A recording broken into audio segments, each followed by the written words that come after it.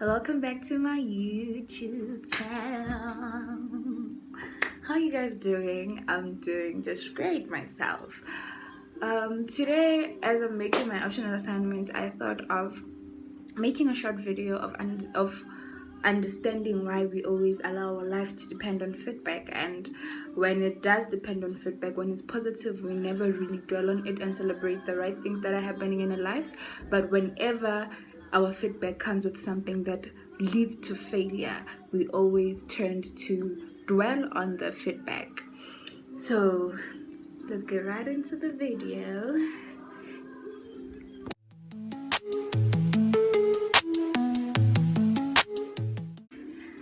But before we go back, we go further with this topic that I'm gonna be talking about, guys. Please don't forget to subscribe. Please don't forget to share. Please don't forget to like.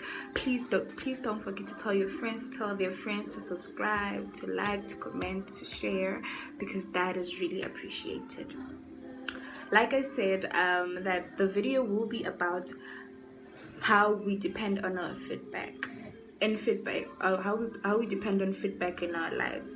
So I'll start by making an example with the fact that at school, whenever the semester is about to end, whenever the term is about to end, whenever the trimester is about to end, you have to write semester tests as well as exams, right? And then when you write those, you're waiting for feedback for you to see how much you know, or how well you've been listening throughout the semester, or how good is the studying.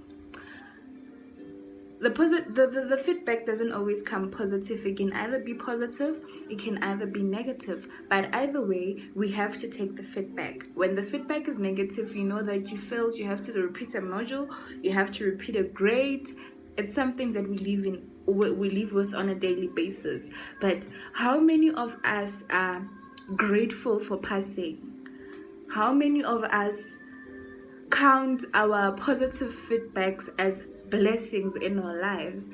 Because I know that you get to a point where you say, yes, I passed, it's fine, I'm going to graduate next year, I'm going to grade 11, I'm going to grade 12, I'll be starting with my first year if my marks are too good, and then that's it. You forget all about it. How many of us count our blessings and says, with this feedback, the Lord has been so good to me, I would love to embrace it more. I would love for people, when they ask me, what have you done since 2020 started that you feel that the Lord has been good to you? Well, you just say that I actually qualified to write all my modules, It's not all of us who do that. We don't count it as blessings. I don't know if we feel like it's something that the Lord had to do for us. I don't understand, but it's how we are as people. But negative feedback, mwanagochai. Failure. We dwell on failure. We let failure define us. And the sad part about dwelling on failure is that even after, when you start doing so well for yourself after failure, you still feel the need to go back to it and say that, but I wasted a year in 2016 when I failed my grade 11, when I was repeating my grade 11. My peers were in matric, my peers passed matric, my peers have been doing exceptionally well for themselves. Why do we do that? Why do we always dwell on feedback? It's okay to dwell on feedback. For us to keep on moving, we do need feedback on everything we do in life. Even the things that you may think are not seen as feedback, they are feedback to keep you going. They are feedback to keep you growing as a person. And then the sad part about dwelling on negative feedback comes when say you failed. After failing, now is the time for you to pass and move forward with life. And then yes, you do pass on due time for you to pass, because our breakthroughs are not set at the same time. You pass, and then after that, things go exceptionally well. You pass your matric, you get a university entry, or college entry, you get through your years of studying at school, and then there comes a time where you feel like, here I am doing so well in life, but then it raises self-doubt that, do I deserve to be here? Is this a place where I'm supposed to be? Is this good enough for me? Am I good enough to fill this vacancy? Am I good enough for a university entry? Am I good enough to be passing with distinctions when I failed my grade 11? Am I good enough to know that I can change someone's life through speaking to those people?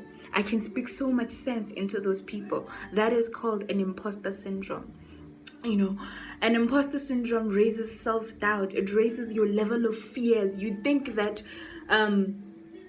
yes, I am doing well, but my actual fear is failure. Why can we not pray for the capacity to rise upon our fears? You know, we dwell on failure. Dwelling on failure raises so much fear in our lives for many different things, you know, and then you'd get to realize that, but why am I doing this? Why am I at this point? How do I do this when I get to this point? Why am I here? You know, we allow a no to be something that defines us as people. Where else you know that there are 60 people who can say no, but one yes can change your entire life. You are the yes. You are the light in every dark place you find yourself. I made this video to let you know that do not dwell on negative feedback.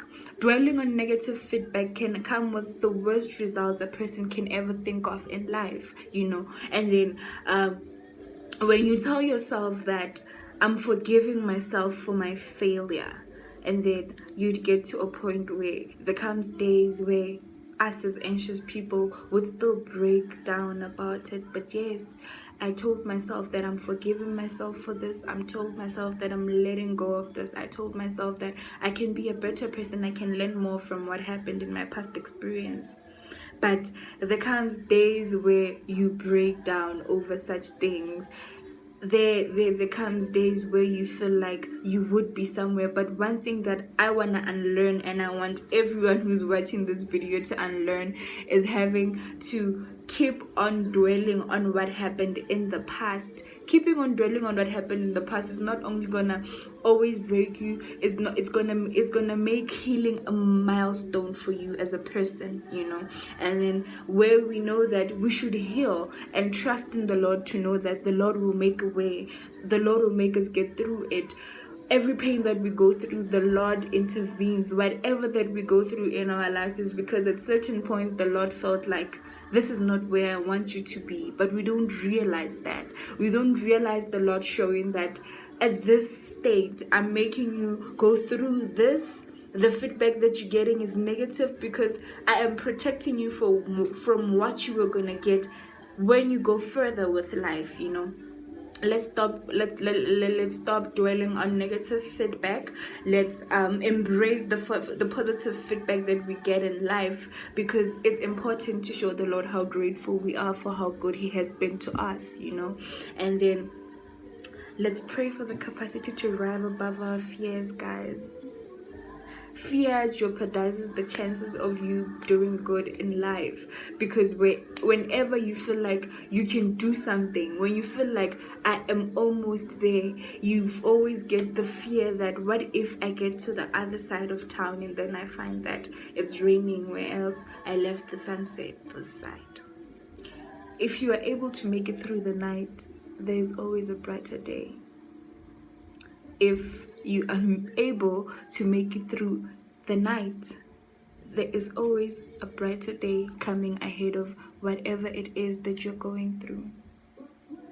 Pray for the capacity to rise above your fears, and then know that whatever situation that you're going through, whatever negative feedback that you may find, no situation is permanent. The Lord is preparing you for something greater. Guys, I don't want to go longer than this. Thank you for coming back to my channel. Thank you for watching my video again, guys. If you're illegally watching the video, guys, subscribe. Please subscribe. Please subscribe. Please like. Please comment. Please share. Till we meet again. Goodbye, guys. From my heart to your heart, much love. I really appreciate you guys and I love you so, so much. Thank you, bye.